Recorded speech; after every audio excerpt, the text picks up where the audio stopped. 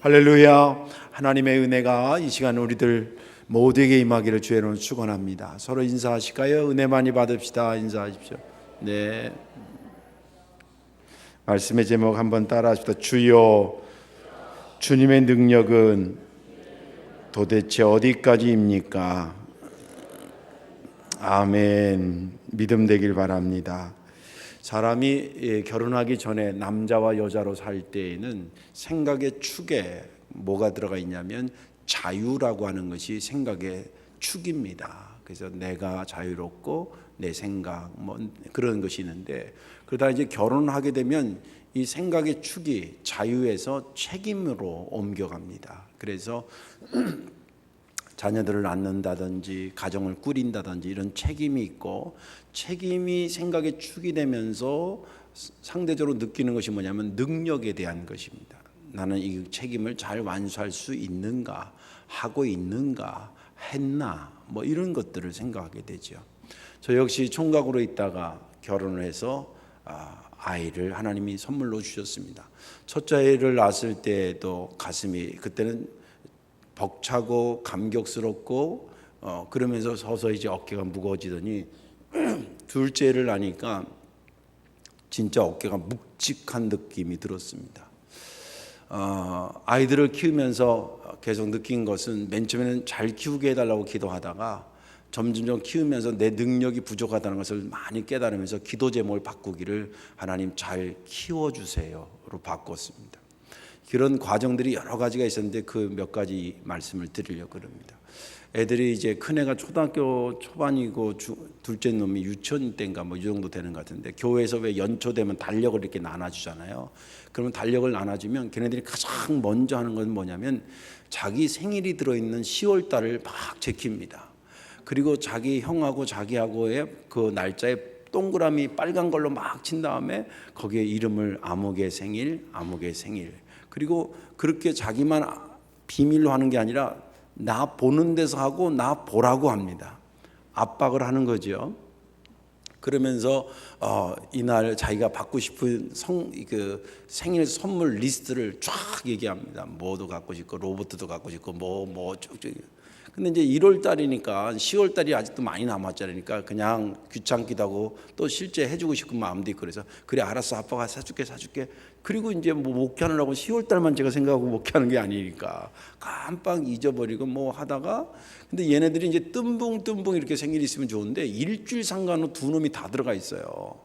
그러니까 한 놈만 해줄 수도 없고 두 놈 다 해주자니 그 당시만 해도 제 주머니 사정이 별로 안 좋아서, 물론 지금도 안 좋지만은 그래서 두 놈을 다 해주려니까 안 되는 거예요. 아빠 근데 얘네들은 1년 내내 그것만 생각하고 있으니까 막 리스트를 그대로 구구단 외우듯이 외워서 나한테 얘기하는데 하나도 못 해주는 거예요. 그렇게 이렇게 못 해주고 저렇게 못 해주고 몇 해 그러더니 안 하더라고요. 달력에다 동그라미 표시 이런 거 안 해서 이 녀석들이 이제 철이 나서 그런가 보다. 그랬더니 알고 보니까 아빠의 능력을 걔네들이 알아낸 거예요. 그리고 포기한 거예요. 그게 어떻게 다 그렇게 알았냐면, 그러다가 사고가 한번 터졌어요. 어떤 사고가 터졌냐면, 저희 교회에서 이제 부흥회를 하는데 그때는 저희 애들도 이제 초등학교를, 우리 둘째 놈이 그렇게 자라서 이제 초등학교 뭐 3, 4학년 됐나 2, 3학년 됐나 뭐 그랬을 쯤 애들도 데리고 이제 부흥회를 이제 같이 이렇게 참여시키고 그랬는데, 그날 강사 목사님 설교 주제가 기도하면 하나님이 반드시 역사하신다 이거예요. 근데 이제 막 설교를 막 하다가 이제 그 목사님도 알고 제가 알고 우리 교인들도 알고 그러니까 목사님 설교하다가 갑자기 우리 둘째 놈이 앞에 앉아 있는데, 야 하진아 너 요새 뭐 기도하냐? 딱 그런 거예요. 그 얘가 뭐 우리 교회 부흥이 됐으면 좋겠습니다. 또 우리 아버지 엄마 건강했으면 좋겠습니다. 저 공부 잘했으면 좋겠습니다. 이러면 얼마나 좋았겠어. 난데없이 컴퓨터를 사달라고 기도하고 있습니다. 이런 거예요.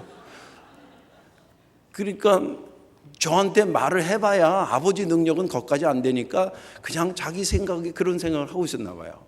근데 그게 대답이 진짜 생각을 해서 그런지 오래 고민하다가 말하는 게 아니라 묻자 바로 그런 거예요. 컴퓨터 사달라고 기도한다고.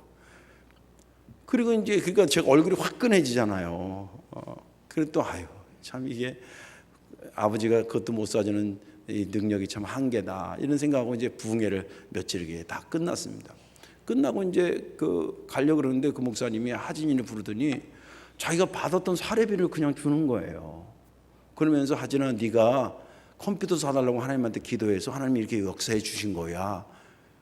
제가 그걸 받습니까? 막 안 받는다 막 그러니까 아예 또 그 목사님 제가 잘 알긴 하지만은 최 목사님 그게 아니라 얘가 기도하고 일생의 이 기도와 이게 응답에 대한 생각일 텐데 이렇게 응답해 주는 거라고. 그래가지고 그걸 결국 받았어요. 그래서 그 컴퓨터를 하고 물론 속으로는 엄청 좋았지 저도. 근데 아무튼 받고 20년 가까이 지났는데 지금까지도 제가 뭐 때 되면 섬기고 이렇게 지내고 있습니다. 우리 인간의 능력은 그렇게 자식 하나도 제대로 건사하지 못하는 그런 약한 능력의 범위지만 우리가 믿는 하나님의 능력의 범위는 우리의 상상을 초월하시는 분임을 믿으시기 바랍니다. 오늘 본문에 있는 말씀은 역대상하의 하입니다. 역대상하라는 것은 이스라엘의 역사를 쭉 왕을 중심으로 해서 이제 기록한 것이고, 그리고 역대하 마지막 36장은 이스라엘의 세계를 다 다스렸다, 하나님한테 축복을 많이 받아서 그렇게 끝나면 좋았을 텐데 아쉽게도 안타깝게도 그렇게 끝나지 않아요. 이 남유다의 마지막 왕 시드기야가 바벨론에 눈이 뽑혀가지고 끌려가고 그 자식들을 그 눈앞에서 죽이고 비극적인 것이죠. 그리고 나라가 망하고 그렇게 심혈을 기울여서 지었던 성전이 붕괴되고 이런 비극적인 것으로 이 역대하 36장은 끝나고 있습니다. 그리고 마지막에 희망의 불씨같이 잠깐 언급하는, 조그만하게 언급하는 부분이 오늘 읽은 부분입니다. 그 앞장의 내용, 앞의 내용까지 포함해서 하면 이 시드기야 왕이 그 마지막에 경고하고 깨닫게 하는 예레미야를 뺨을 때리고 감옥에 집어넣습니다. 그리고 그 신하들이랑 이런 사람이 듣지 않다가 결국 이제 그 짝이 돼서 그렇게 포로로 잡혀가고, 그리고 그 당시에 포로로 잡혀가고 나라가 망하기 전에 하나님께서 예레미야를 통해서 그러면 계속 준 게 뭐냐면 회개하라고, 맨 처음에 회개하라고 그러는데 회개가 안 되니까 너희들을 하나님께서 치신다. 그리고 치지만 내가 너희들을 불쌍히 여겨서 70년이 지나면 그 포로 상태에서 다시 돌아오게 할 거라는 예언을 계속 하셨어요. 그리고 드디어 이제 포로로 잡혀가고 세월이 흘러서 70년이 다 된 것입니다. 그리고 벌어진 것을 이 역대하 끝자락에다 기록하고 있습니다. 거기 뭐라고 기록이 되냐면 그 사이에 이제 바벨론, 다시 말해서 이스라엘 백성들을 포로로 잡아갔던 바벨론이 또 누구한테 망하느냐면 페르시아, 오늘 여기 성경에는 바사왕이라는데 페르시아한테 망합니다. 나라가 바뀐 거예요. 다시 말해서 이스라엘 백성들이 바벨론 포로로 잡혀갔다가 이제는 누구 포로가 되냐면 페르시아의 포로가 된 겁니다. 근데 포로는 아직 끌고 가서 그 나라에 살게 하는 거예요. 거기서 이제 노예처럼 부리는 거죠. 근데 그 고레스 왕한테, 페르시아의 초대 왕이라는 고레스 왕한테 하나님께서 나타나셔서 선명하게 이야기를 들려줍니다. 내 백성 이스라엘을 본국으로 돌려보내라. 그리고 그들로 하여금 본국에 돌아가서 허물어졌던 성전을 재건하도록 해라. 그리고 모든 사람들 글로 가도록 하고 모든 것을 도와주도록 해라. 이런 것을 선명하게 계시합니다. 이 고레스 왕이 얼마나 놀랬겠어요. 그런데 그런 음성을 듣고 도저히 이것을 거부할 수가 없어서 식민지 정책을 바꿉니다. 어떻게 바꾸냐면 그 전에 이스라엘이 여러 나라한테 당했는데 아수르는 쳐들어가 가지고 씨를 말린다고 막 자기네 나라 남자들을 갖다가 데려다가 강제로 결혼시키고 이쪽에 남자들을 갖다가 또 강제로 국제 결혼시켜서 피가 막 흐려지게 만드는 정책을 썼습니다. 잔인하죠. 그래서 생긴 게 사마리아 사람들이에요. 아수르는 그렇게 했는데 그 아수르가 망한 다음에 바벨론이 등극한 다음에 바벨론은 그 이스라엘 백성들을 잡아다가 지네 나라로 끌고 가서 아예 독립운동을 못하게 끌고 가서 노예로 만드는 정책을 썼어요. 근데 페르시아는 아까 말한 것처럼 하나님의 그런 말씀을 듣고 어떻게 정책을 바꿨냐면 본국으로 보내긴 보내고 세금만 제대로 내게 하자는 식민지 정책으로 바꿉니다. 그래서 이스라엘 백성들을 보내고 예레미야를 통해서 하나님께서 말씀하신 것이 그렇게 실현됐더라라고 하는 것을 기록한 말씀이 본문의 말씀입니다. 저는 지난주에 이 본문을 보면서 제가 은혜 받은 것은 뭐냐면, 하나님이 펼치시는 그 능력의 범위, 역사하시는 그 범위가 우리의 상상을 초월하고 어마어마하게 넓다는 거예요. 당시의 신관이라고 하는 것은 민족 신관이고 부족 신관입니다. 다시 말해서 우리 부족을, 이 신은, 우리가 믿는 신은 우리 부족을 돌봐주고 우리 부족을 위해서 싸워주는 거예요. 또 저쪽 부족은 저쪽 부족의 신이 있어요. 그래서 부족과 부족 간에 전쟁이 일어나서 지면 저 신이 우리 신을 이겼다, 우리 신이 저 신을 이겼다, 이렇게 생각하던 시대입니다. 그런데 지금 망한 나라에 믿던 여호와 하나님이 그 나라를 점령했던 페르시아의 왕의 마음에 감동줘서 너 이스라엘 백성들을 보내라, 다시 성전 재건하게 하라, 이렇게 명령하고 그것이 순종하고 역사로 나타나는, 이게 역사 근거를 가지고 하는 거예요. 지금 이거는요, 과거의 역사예요. 그렇게 하신 것을 보면서 우리로 쉽게 얘기하자면, 우리가 믿는 하나님이 우리만 돌보시는 것이 아니라 인천 시내를 돌보시고 이 나라를 돌보시고 세계를 돌보시고 우주를 돌보시고 심지어는 악인을 불러서 변화시키기도 하고, 이런 역사의 주관자로서 하나님께서 역사하신다고 하는 거예요. 성도교회만 돌보시는 하나님이 아니라 하나님의 역사의 범위가, 능력의 범위가 그렇게 넓다라는 것을 새삼 느끼면서 큰 은혜가 됐습니다. 그래서 제가 어거스틴의 어떤 이 고백록에서 나온 문구 같은 것이 생각이 나서, 주여 대체 주님의 능력은 어디까지이십니까? 는 질문으로 설교 제목을 세운 것입니다. 오늘 말씀에 은혜 받으시고 우리가 믿는 하나님의 이 어마어마한 능력의 범위를 믿고 찬양하며 영광 돌리는 저와 여러분들 되시기를 주님의 이름으로 축원합니다.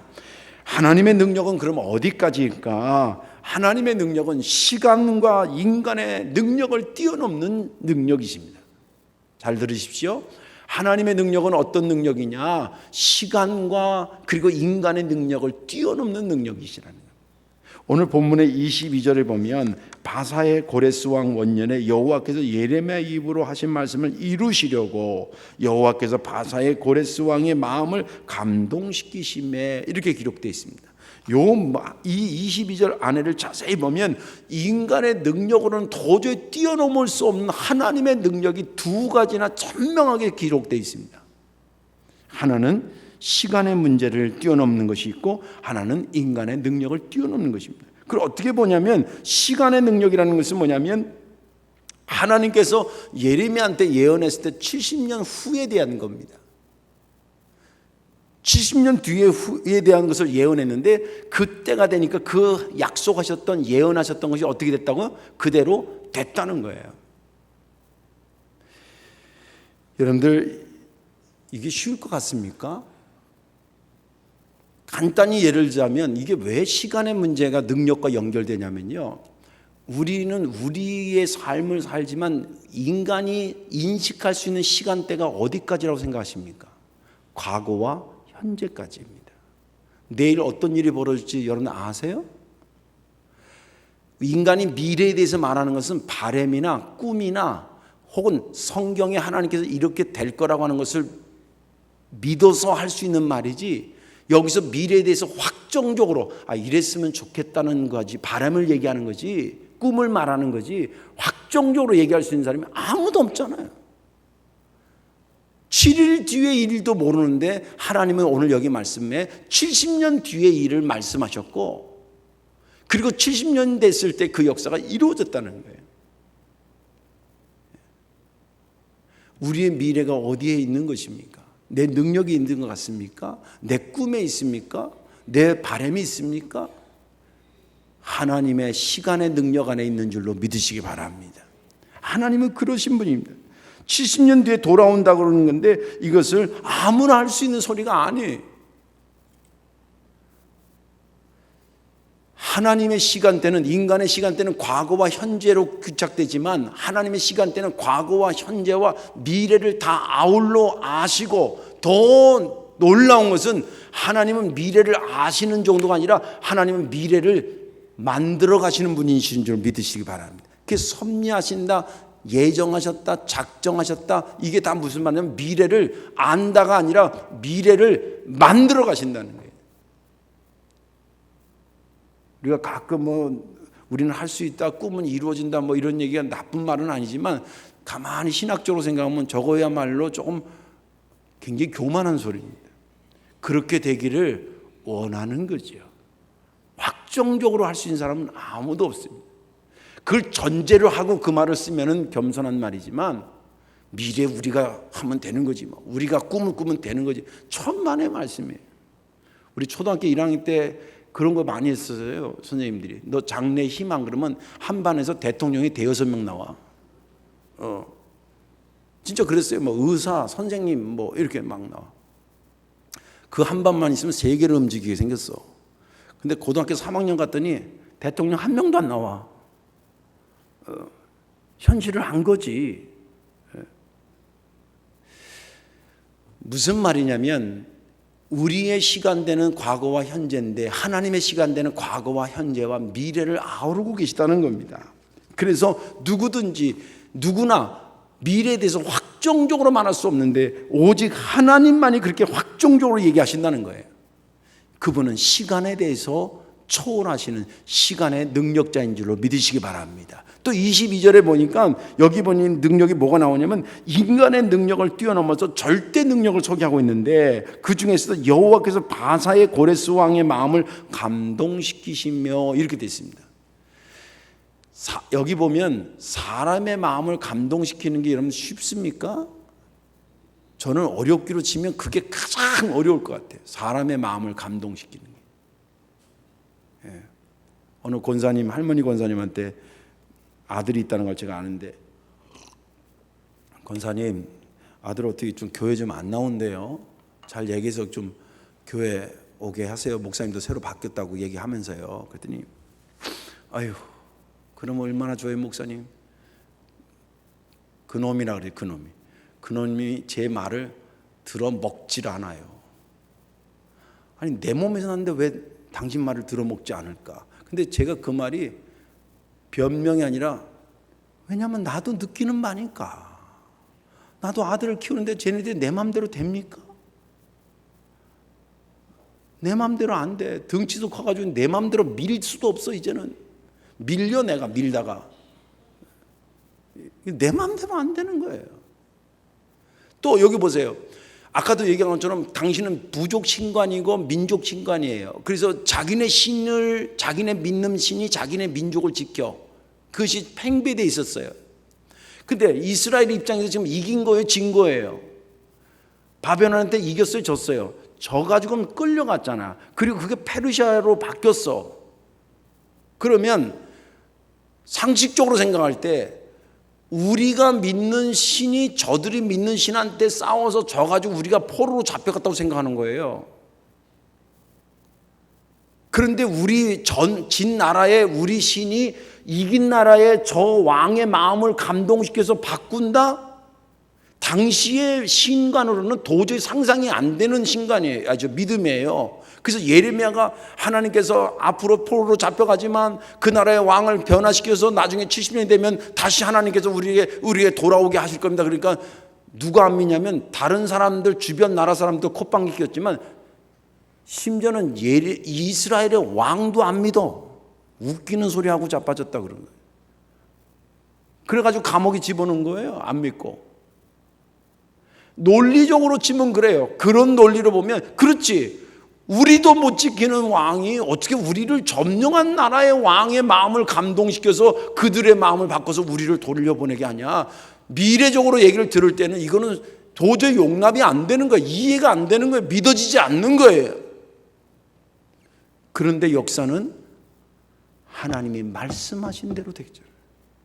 고레스 왕의 마음을 바꿔서 실제 이스라엘 백성은 돌아와요. 이건 팩트예요, 팩트. 역사라는 얘기예요. 역사 내용이 꾸며놓은 믿음의 내용이 아니라 이스라엘 역사 실제 있었던 역사예요. 여러분들 어느 나라에, 우리나라 같은 경우도 일제 강점기에서 해방됐는데 솔직히 우리끼리 얘기지만 우리가 독립운동에서 이긴 겁니까? 다른 나라가 안 도와줬으면 우리 독립 힘들었어요. 독립군이 열심히 독립해가지고 일본 이긴 거 아니에요. 아시잖아요. 그런데 민족 자체가 다른 나라로 끌려갔는데 70년 만에 다시 돌아온다? 바램이지 실제 그게 역사로 이루어졌으면 그 역사를 주관하신 그분이 대단한 분이 아니고는 불가능한 거라는 거예요. 시간적으로도 그렇고 그 사람의 마음을 감동시키는 것도 능력이지만 더군다나 이긴 나라의 왕의 마음을 감동해서 이스라엘 백성을 다시 돌아오게 한다? 이것은 절대 능력이 아니면 불가능한 일을 하나님이 하셨다는 거예요. 우리가 신앙생활하면서 착각하지 말아야 될 것은 뭐냐면 내가 못하면 내가 내 능력의 범위 안에서 하나님을 재단하면 안 돼요. 성경에 하나님께서 이렇게 하셨다는 것이 내 능력이나 내 관점에서 볼 때는 힘들어. 아까 말한 부족 신간을 가지고는 어떻게 이긴 나라의 왕을 감동시키기 말도 안 돼 라고 한다고 해서 하나님의 능력을 그렇게 재단하면 안 된다 이 말이에요. 나는 못하지만 전능하신 하나님은 하실 수 있어. 내 자식을 내가 변화시키지는 못하지만 내가 믿는 하나님이 그를 역사하셔 변화시킬 수 있어. 내가 성도교회를 부흥시킬 수는 없지만 절대 능력을 가진 그분이 역사하면 교회는 부흥돼. 할렐루야. 그런 하나님의 능력 속으로 내가 들어가시길 주의 이름으로 축원합니다. 하나님의 능력은 그런 것이었습니다. 시간을 뛰어넘고 인간의 능력을 뛰어넘는 그런 절대 능력의 소유자인 것임을 주님은 우리에게 성경을 통해서 오늘 보여주고 있습니다.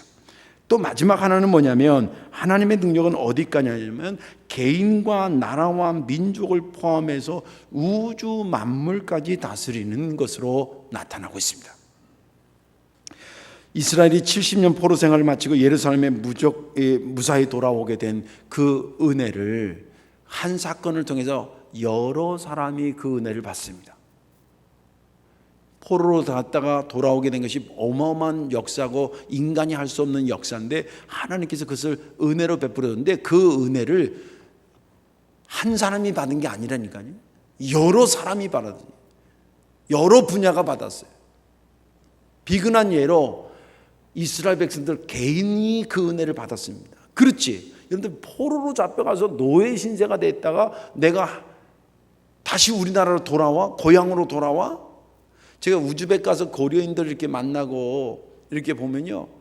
이제 한국이 더군다나 이렇게 좀 잘 살아지고 그래서 한국 정부에서도 그런 걸 좀 많이 이렇게 유치는 하긴 하더라고요. 기왕에 해외 근로자들이 우리나라에 오면 고려인들, 조선족들 먼저 이렇게 우선순위를 주고 뭐 이렇게 제도를 하는데 제가 한국어 학원을 가봤거든요. 바글바글해요. 1년에 4,000명 정도를 우즈벡에서 한국에 들어올 수 있는 근로자들 쿼터를 이렇게 딱 정했는데 4,000명이 들어올 수 있다는 거예요. 거기에 우선순위가 고려인들이에요. 이 사람들이 그래도 한국어를 좀 해야 되니까 3개월 코스 고려인 후손이라고 다 한국어를 잘하는 게 아닌데 이 사람들이 한국에 오고 싶어가지고 예. 근데 물론 우즈벡 사람들은 돈 벌러 오는 게 목적이지만 고려인들은 두 가지인 거예요. 돈도 벌지만 그래도 내 조상이 살던 땅이고 내가 저 민족의 피를 갖고 있는데 비록 내가 여기 살지만 고국에 한번 가본다라고 하는 것이 꿈 아닌 꿈이에요. 제가 지난주에도 신앙 묵상에 썼잖아요. 안 읽어보셨나 보다. 그 고려인 청년들 와가지고 나 한 명 대접하려다가 물어보다가 감동이 돼가지고 6명 다 불러가지고 밥 사주고 그랬잖아요. 물론 교회에서 대접한 것이지만 예. 걔네들 눈망울에서 한국 갔어요. 한국에 사는 젊은 애들은 눈동자 똑바로 떠야 돼. 그렇게 가고 싶어 하는데 살고 있는데 고마운지도 모르고 예. 그렇게 한국 가고 싶어가지고 예. 그때 보니까 제가 물어봤어요. 그런데 이게 신청을 하면 선발된대요. 근데 그 비율이 뭐 몇 대 몇이래. 한국에 그게 딱 당선되는 게 거예요. 그럼 막 그치, 비행기표랑 체류 3개월 동안 다 대주지, 기술 가르쳐주지, 언어 가르쳐주지. 이거 진짜 뭐 1,000만 원 이상 되는 거 아니에요. 로또 복권 당선되는 것 같은 거예요. 그렇게 좋아하더라고요. 이스라엘 백성들이 70년 포로 생활에서 돌아오면서 개인적으로 얼마나 기뻤겠냐는 거예요. 잃어버린 나라를 회복하고 또 가서 자유로운 내 땅에 가고 신분이 달라지고 얼마나, 또 이스라엘 나라적으로도 보세요. 다시 돌아와서 나라를 찾아서 감사하고 잃어버렸던 성전을 다시 재건하게 돼서 하나님한테 좋고 감사하고, 또 고레스 왕과 페르시아도 복된 거예요. 왜냐하면 역사에 보면요, 좀 여러분들 좀 깊은 내용이긴 한데, 아무튼 예를 들자면 성전을 허무는 데 쓰임 받은 역사의 왕이 있어. 응? 그런데 성전을 재건하는 데 도와주는 왕으로 쓰임 받은 왕이 있어요. 둘 중에 누가 더 행복한 사람이요? 성전을 허는 데 동원되는 왕이 행복한 사람이에요? 성전을 재건하는 데 쓰임 받은 왕이 행복한 거예요? 고레스 왕이 행복한 거예요. 그러니까 포로에서 돌아오는 그 한 사건을 통해서 개인도 은혜를 받고 나라도 은혜를 받고, 심지어는 점령군이었던 페르시아와 그리고 고레스 왕도 은혜를 받았다는 겁니다. 그런데 중요한 것은 뭐냐면 이 셋 모두가 누구로부터 이 은혜를 받았냐는 거예요. 아까도 말한 것처럼 70년 예언한 것이 미래적인 시간인데 그것이 시간 내에 딱 이루어지고, 점령했던 나라의 왕의 마음을 바꿔서 돌아오게 하고, 이게 쉬운 일이 아니에요. 하나님의 역사인데 그 역사의 은혜를 이들이 받았다는 거예요. 성경은 그 은혜를 주신 분의 주체가 누구냐면 하나님이라고 말하고 있다는 거예요. 그래서 22절에서 23절까지 두 절을 오늘 읽었는데 그 두 절 안에는요, 여호와께서가 4번이나 기록되어 있어요. 그분이 하셨다, 그분이 하셨다, 그분이 하셨다, 그분이 하셨다, 이거 아니에요? 하나님께서 잃어버린 개인에게나 나라에게나 고레스에게나 모든 은혜를 덧입혀주고, 이것이 중요한 것은 뭐냐면 하나님의 능력의 범위가 그렇게 넓다는 거예요. 개인에게도 역사하고 나라에게도 역사하고 점령하는 다른 나라의 왕에게도 역사하고, 더 나아가서 우주 만물까지 다스리고 있다는 거예요. 믿음 되시길 바랍니다. 성경의 창세기부터 요한계시록을 쭉 보면 하나님의 다스림의 범위를 다 소개하고 있어요. 창세기, 우리가 살고 있는 이 모든 것을 주님이 만드셨다는 거예요. 여러분들 그림을 여러 작 그린 분들은 심지어는 100개 이상도 그리잖아요. 우리가 볼 때는 그 그림인가 저 그림인데, 저희 친구 목사의 사모님이 그 화가인데요, 거기 갔더니 한 100점 이상의 전시를 했더라고요. 근데 그걸 설명을 하는데, 그때 왜 어떤 이미지가 떠올라서 이 그림을 그리게 되고, 이 그림은 어떤 터치법으로 그리고, 이게 그림마다 다 기억하고 있어요. 그게 놀라운 게 아니라 가만히 보니까 하나님이 온 인류를 만들고 온 우주 만물을 만들고, 하나님이 그 내가 만들었나? 그거 나 모르겠는데, 이러시는 분이 아니라는 거예요. 우리가 생각할 때는 그림 몇백 점을 그리고도 본인 작가는 다 그걸 알고 기억하고 있는 것처럼, 하나님이 만물을 만드시고 하나님의 만물을 모르실 리가 없는 거예요. 창세기에서는 하나님이 크게는 온 우주 만물을 다스리고 있고, 세계가 그 속에 있고, 중간이 나라들이고, 그리고 가장 작게는 죄 많은 인간들, 우리까지도 주님께서 심지어는 우리 안에도 눈동자를 보호하시듯이 머리카락을 다 세신 바 같이, 하나님의 돌보심의 범위, 능력의 범위, 다스림의 범위가 작게는 내 눈썹, 내 머리카락에서부터 시작해가지고 많게는 세계 우주 만물까지 주님의 다스림의 범위라는 거예요. 그분이 우리가 생각하는 그분이 아니라 내가 믿고 있고 나를 자녀 삼으시고 내가 아버지라고 부르는 그분이 그런 능력의 분이시라는 거예요.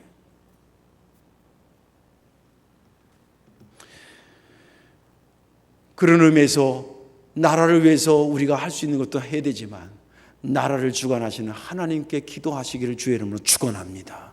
우리나라 역사를 보세요. 우리나라라고 흩어지고 디아스포라로 전 세계로 흩어질 수 있는 여건이 없었느냐? 저는 있었다고 봐요. 그게 맛배기 같이 보여준 게 지금 고려인들하고 조선족들 아니에요. 그 사람들 아직도, 제가 그 다큐멘터리도 봤는데 아직도 그 할아버지 호적이 아직도 여기 한국에 남아있는 후손들도 있어요. 우리라고 그러지 말았으라는 법이 어디 있었겠어요? 우리 조상이라고. 나라가 더 좀 그랬으면 다 이탈하듯이 흩어졌을 거 아니에요. 정말 결정적일 때마다, 전쟁 때도 그렇고, 하나님께서 이렇게 저렇게 막아주셔서 오늘 이 자리가 마련된 줄로 믿으시기 바랍니다. 물론 나라를 위해서 헌신하고 죽으신 분들도 있습니다. 그러나 우리가 객관적으로 그분이 죽었기 때문에 이 나라가 살아난 건 아니에요. 그치? 한 사람이 죽었다고 어떻게 나라가 사나, 해방되나? 그런 분이 쓰임받은 게 감사하고 존경스러운 건 사실이지만 능력의 관점에서 볼 때는 아닌 건 아닌 거지요. 고맙지만 이 나라를 지키신 분이 하나님을 믿으시기 바랍니다. 하나님의 범위가 그렇게 많은 것입니다. 이제 말씀을 정리합니다. 어거스틴이 참회록을 쓰면서 그 내용에 보면 자기가 믿기 전, 예수님을 믿기 전과 이후에 대한 이야기를 다루고 있습니다. 근데 믿기 전에 이렇게 살았고 자기 생각이 이렇게 했었고 그랬는데 자기가 예수를 그리스도로 믿고 나면서 그 다음부터 쓴 거는 막 계속 놀라움의 연속이에요. 주여, 나 같은 것을 이렇게 참아주신 것, 그 사랑을 보니까 너무 놀랍습니다. 대체 하나님 저를 어디까지 사랑하시는 겁니까? 뭐 이런 문장 구조가 많아요. 놀래가지고, 하나님이 나를 얼마나 이렇게 사랑하십니까? 그런 것에 놀라고, 또 하나님께서 돌이켜보니까 섭리하시고 그것을 작정하시고 이루시고 그것을 이루시는 능력을 발휘한 걸 보니까 이 능력에 또 놀라는 거예요. 또 자격이 그런 어머니, 유명한 어머니 준 걸 생각하니까 그것도 놀라운 거예요. 그리고 하나님께서 마침내 심판하시고 선악을 정확히 구분하시는 그런 하나님의 능력을 보면서 또 놀라는 거예요. 그리고 하나님께서 마침내 이루실 하나님의 도성을 생각하면서 또 놀라는 거예요.